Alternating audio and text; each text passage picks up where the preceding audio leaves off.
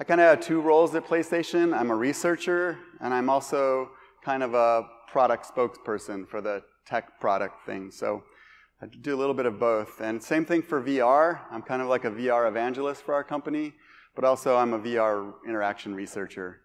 So that gives me kind of an interesting situation where I can go out and see a lot of different demonstrations and go to a lot of trade shows and then come back and bring them back to our lab. The lab I work at and I lead is called Magic Lab, kind of named from this famous quote by Arthur C. Clarke. Kind of looks like your typical ivory tower research lab. And we do lots of cool stuff there. Basically, our job is to look at technology through the lens of PlayStation to decide how it would matter to our company. All these guys here pictured were in our lab or are in our lab. They're, on the upper right is our 2 summer interns from last year. And all of them worked on social VR or social presence in some way over the last year or 2. So I'm going to talk about social VR first and then go into social presence. Social VR, I'm going to only talk about 3 kinds of social VR, and I'll cover each one. There is many different flavors of social VR. And then social presence, which maybe isn't a term that you're familiar with, so I'll explain that a bit too. And for social presence, I'm going to talk about it for both avatars, player characters, and non-player characters. Real quick, I do work for PlayStation. Sony Interactive Entertainment is the same as PlayStation. We have PlayStation VR coming out October 13th. I'm not going to go into a lot of marketing things on this talk, but just as a reference point, a lot of what I'll talk about is in the context of PlayStation, because that's what I'm most familiar with.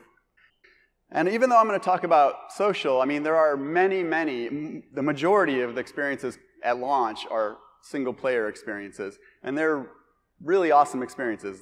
Don't get me wrong. I mean, they're really immersive. They're great experiences. It's just not what I'm talking about today. That's what I normally talk about, but not today. Today, I'm going to talk more about the social side of things. And the reason a lot of people are excited about social is, and social VR, is because it's such a big part of what is in gaming and in entertainment right now. All of what happens with, I mean, that's why Facebook is involved with VR so much, is the idea of bringing people together and being in places, virtual places together. The first kind of social VR I want to talk about, though, is a little bit different. It's actually, people always think of VR as this isolating experience where you're alone. But actually, we have a lot of ideas of how VR can be shared. This kind of asymmetric social VR where you could play with other people on the couch. Maybe only one person is in VR, but the other people are still there with them and communicating with them. So on the upper right, you see there a picture of a person wearing a PlayStation VR, and then the other people are looking at a television set.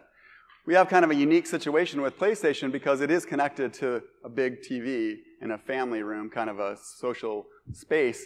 So it's a natural place to do these kind of asymmetric VR experiences. A prediction by Jesse Schell is that asymmetric party games will be a big part of VR in the future, in the near future. And actually, we're going to try our best to help make that come true, because there's a game called the Playroom VR, and it comes for free with every PlayStation VR system. So pretty much every single person that gets a PlayStation VR will have an asymmetric party game, which will make it one of the best-selling games. The Playroom VR is something I've taken home to my nephews, and they've tried it out. They're young, and maybe I can go in VR, and then they play on the TV set with the DualShock. And you can have up to, we had actually like 10 people play at the same time. Not everyone needs a controller even. Some of the things are just calling out instructions. So there's a lot of different ideas that people are bouncing out. And it's not just PlayStation that's doing this, by the way. There are a couple other games that are already out there. Keep Talking and Nobody Explodes might be the most famous one. That's where one person is in VR and they're trying to defuse a bomb, and another person out of VR has an instruction manual and they're giving them instructions, but they can't see the bomb, so then the person has to, it's a lot of communication back and forth. So another kind of very directly social VR experience is this idea of a shared space social experience, like a VR arcade. There's one of zero latency in Australia, which is already functioning. It's been running for a few months. You can see, actually, that's the equipment that you wear on it. It actually uses PlayStation Move spheres and the camera that was used for PlayStation Move, even though it's not done by Sony in any way. That's what they use for the tracking. Another company, The Void, which is one I'm actually familiar with, I was actually going on vacation with my family, and I'd met the Void people at a conference, and I was passing through Salt Lake City where they are, and I just emailed them and asked if we could try it out. It hadn't opened up yet, but they let us come and try it out. And I've done so many VR experiences, so I was not expecting to be surprised by this one. They're doing a lot of their own technology, which seems challenging, but they took me through a single-player experience, and you get to walk around a wide space, which is really neat. But then they put me into a multiplayer experience, and actually they would put me in there with my kids. So we each were suited up. We have to wear a backpack, and you can walk around together. You don't see each other because you're both wearing, HMD over your face. But instead of seeing the real person, you see the virtualized version of that person. And since you're holding a gun peripheral, it tracks that, and then it makes the gun and the virtual character move. And so my son, who's normally about 5'6", he was like 6'6" in the VR version of him, and he's this huge robotic soldier guy. And you can stand back to back, and you can feel the other person there, and that's a completely different VR experience than I've ever had before, because you really feel like that somebody is there with you, because you can actually lean against them and guard each other's back. Now, this is going to be really difficult to do at the same level in the home, I think. But actually, I think that's great, because that's going to open up a whole new revenue stream for these kind of VR arcades and this high-end location-based VR. I think those will be very social spaces going forward. And actually, The Void has opened up an exhibit in conjunction with Sony Pictures in New York, and it's a Ghostbusters experience. So it's a multiplayer thing. You each put on your proton pack on your back and the gun peripheral and walk around together and go and hunt ghosts. And it uses redirected walking, so you can walk an infinite amount, and you don't realize it, but it's slowly curving you as you walk with the VR. And so it's really compelling. There's a lot of reviews online about it right now you can read. But probably the most traditional kind of social VR that people think about is co-presence, when you're over a network in a virtual space with somebody else. And there are a lot of different companies that are exploring this. The idea of the metaverse, there's books and soon-to-be movies about this. And these are a few of the companies. There's a lot more than this. These are just the ones I'm most familiar with. Facebook has a big push into the social VR space on their own. So I think that one of the things that's a little bit different about our company is we're always focused on a certain domain, which is video games. And so the other companies I just showed are kind of more general. They're just social, and they don't really have a certain thing that they're focused on. Whereas what I expect will happen on PlayStation was the most social things will emerge inside of a game. So the game people already like to play in VR, they'll have a social aspect to them. And so they're the same way that maybe World of Warcraft is now. People go there for social reasons, but also to play a very specific kind of game. So there's a couple games like that have already been made. Hover Junkers is like that, and on the Vive. And then Rigs is a game coming for PlayStation, and it's a 3 versus 3 kind of esports mech combat game. So that's the big kind of multiplayer game for us in VR at the start.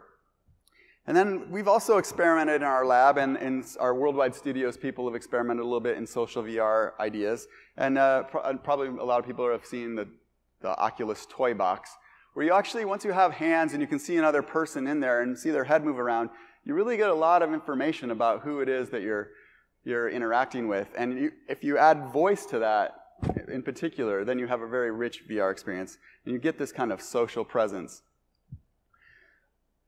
Presence is kind of the buzzword with VR. I'm not sure how many. I hope everyone here has tried VR, because otherwise it's going to be a little bit complicated. So, I'll go through quickly the layers of presence. Just the first is looking and seeing a good static image and something you believe. Then, when you move your head, it should react in a believable way. And especially, the higher quality VR, the position tracks, and so you can get parallax and look around corners and things like that. Then the next level is looking down and seeing your hands or potentially your body. We're not quite as far along in this. We do have hand tracking in all the high-end VR systems, but the body tracking still is not fully there. Then another layer after that is when you do something to the environment, you expect it to react. And if I set something down and turn away and look back, I expect it to still be there, this kind of permanence. And games have been doing that for a long time, actually. And then the fifth layer, which I think is really kind of something that's very powerful, and I don't think a lot of people have thought about it deeply yet, is this kind of social presence.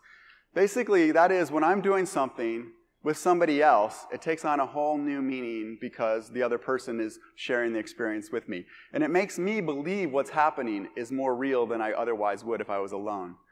Basically, their witnessing of what's happening convinces me that it must be real. If they point at some virtual object and say, pick that up, I believe the object exists more because somebody just told me to do it. This also has been done in video games quite a bit in the past, not in VR, but a lot of times you'll have a guide or a kind of a companion which will tell you to do something, and it makes it feel more like you're immersed in the story because it's not just you randomly doing stuff. There's somebody guiding you along and saying that thing really exists, so now you need to interact with it. It's different than regular video games, though. Those are very 2D, right? And it's kind of you feel remote. So you're far away from them. Sorry for my clip art here. But basically, when you're looking at a 2D screen, you're far away from it. Whereas in VR, you're right there amongst what's there. And you feel very, very surrounded by it. And what that does for the social presence is you really start to see some of the directional cues. You can tell who's looking at who and who's paying attention to what. And when you point at something, you can really get a feeling for it. In 2D, it's really hard to have any kind of pointing unless it's just in the 2D plane because you can't really understand the 3D environment from a 2D display easily. But with VR, you get all that. And you can really get things, very subtle things, too, with head motion. We worked on this in our group, this project called Mighty Morphonaut. We worked with NASA on this. And we had two robots facing each other on the International Space Station being controlled in VR, through VR, so you're kind of controlling these remote robots. And you cooperate, interact, and you can pick things up and reach out and hand them to the other person. And what we discovered is being able to point at something and saying, can you hand me that, just changes the whole experience completely. It's like now you immediately can bring people in who don't understand anything about VR at all and just start to tell them and instruct them, and they'll just expect that it's all real, and they'll do it as if it's real. We just had people today, actually. I had 50 Mandela young Africans who came, and they've never tried any VR before, and they're here in the space station virtually picking up these test tubes and sorting them out. It's really amazing how quickly you can get immersed when you have another person in VR there with you, guiding you. So here's the interns. They're doing the VR experience. I mean, in VR, you're facing each other, but of course in the real world, you could be facing any direction. It doesn't really matter. There's a lot of companies trying to improve this kind of feeling of co-presence. CCP is a games company that's really been leading the charge in VR, and they have a really neat tech demo that they made using Kinect where you could see the person's body, and you could have this kind of combat game where you cast spells at each other. They've since evolved that into a more productizable solution, which is this kind of arena game where they use the hand controllers now to puppet a character. And actually, we worked on something very similar, which I'll show you a video of in a second. And then there's another couple of guys working very recent work that on the Vive, where they're doing some cooperative tasks where they can build things, and you can see the other person, again, using Kinect to visualize the body. So here's the work that we did, this kind of same idea where you have two characters facing each other, and we wanted to really ramp up the feeling of presence of the other character, so we wanted the full body, not just hands and floating head. So we did some inverse kinematics. This is the first person view. If you're standing there, this is a normal VR view. You see yourself. You can instead step back and see yourself over the shoulder like a third-person game. That doesn't feel quite as immersive, but it lets you see your whole body motions. And of course, that's what you're seeing of the other player. Let me just run this video here. There we go. I don't know if there's sound really, but it's a little bit slow. Can I try?